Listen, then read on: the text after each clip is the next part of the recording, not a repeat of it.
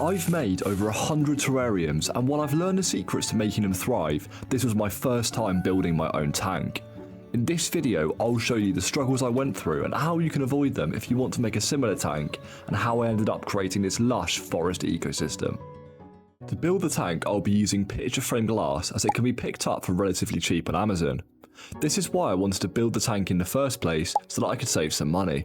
When it arrived, I needed to cut some of the pieces into the correct size, so I started by marking out the cut I needed to make.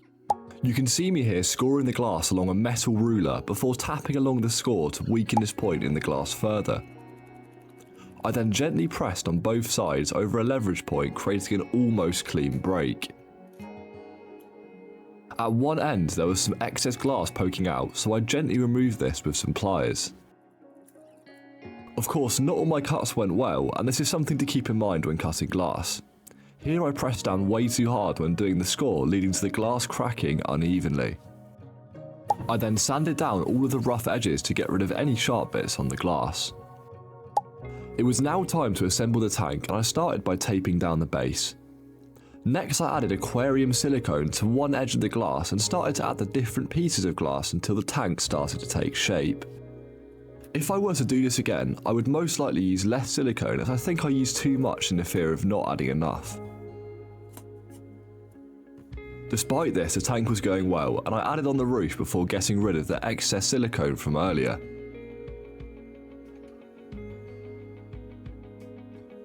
For the front, I added two separate panels so that I could access the tank. I only siliconed the top piece along one edge to create a hinge, which turned out very strong. If I were to do this again, I would use less silicone, as the excess meant the joint was slightly messy. To remove the excess silicone off the glass, I used a mix of WD-40 and a razor blade. When filling up the tank to test for waterproofing, a small amount of water leaks out of the edge. This is because when removing excess silicone, I accidentally poked a small hole in the corner. I quickly removed all of the water from the tank and reapplied another layer of silicone to the areas affected.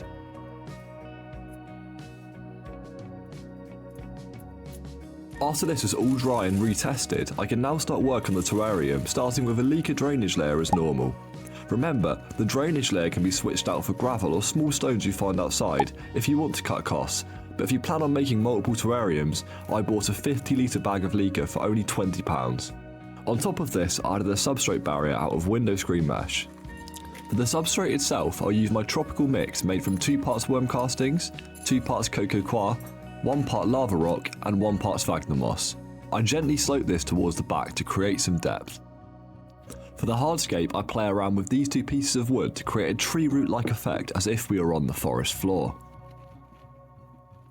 Around the driftwood, I'll add some extra substrate to help integrate it better with the scape, again brushing it towards the back. My first plant will be this Terrarium, which I played around with a few different positions before adding it to the right. I didn't want to keep it in the middle, as this plant is quite dominant with huge leaves and will cover up all of the driftwood in the middle. When adding extra substrate, using a paintbrush is a great way to get it off of your hardscape. For my next plant, I'll use this philodendron cutting, which I'll add into the tank. It's best to add plants like this with large leaves at the back so they don't block smaller plants in the front. Next I'll go in with this silver pilear into the corner. It's best to use plants like these with many leaves to fill out the blank space so that you can't see the glass at the back. I decided to use these extra lava rock pieces to add some more detail to the hardscape. I again blended them into the substrate with a paintbrush. For my next plant, I took cuttings from my larger tank of this purple passion. When you've made enough terrariums, you will hardly need to buy more plants, as they will grow and provide cuttings to use in your future builds. This is a cutting of Pilear Moon Valley, which is one of my favourite colours. After this, it was time to start adding in the moss. I'm using a variety of different mosses here that I collected from outside, such as fern moss, star moss and spike moss. By diversifying my moss choices, it gave me a more wild look, helping to create the forest floor style that we are going for. I made sure to wash down the moss before using it by running it under a tap. This will remove most of the unwanted bugs in soil. You can avoid this, but you will end up with a ton of random bugs crawling around, and some of these may start to eat the leaves of your plants. It's now time for the smaller plant cuttings, starting with these Photonia. The rootless cuttings will soon develop quickly in the humid conditions when pressed into the moss. The more cuttings we add, the more it's starting to look like a lush forest ecosystem. Perhaps if I was to do this again, I would use less bright colours, as it's starting to look a bit like a jungle as opposed to a forest. I'm still happy, however, as all the colour means it's starting to look really good. Plants like these asparagus fern with quite fine leaves work great in terrariums like this, as they are like mini trees scaled down. This will work well on the right side here, where it won't block any of the main scape. For the final cuttings, I'll use climbing plants like this oak leaf creeping fig, which works amazing in forest scapes like these, acting like mini ivy that will climb over the hardscape and moss over time. After removing a few excess leaves, I'm going to add in these mini deer models into the left side on the moss. Adding features like these are a great way to add some extra detail that will bring your terrariums to the next level.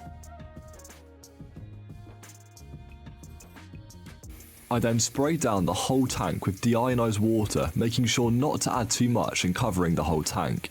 The most common beginner terrarium mistake is overwatering, so always stop before you think you've added enough. This is because you can always add more if it needs it, but removing water is pretty hard. To finish off, we'll use springtails, which will eat any mould growing on the wood, as well as any decaying plants. They will recycle this unwanted waste and add nutrients back into the soil. I'm super happy with how this terrarium turned out, and I can't wait to watch it continue to grow and thrive in the future. I love the mini deer we use and the overgrown forest style.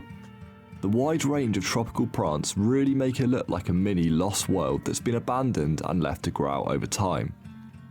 If you want to see me do something similar but don't want to build your own tank, watch this video next where I use a jar to create another forest scape.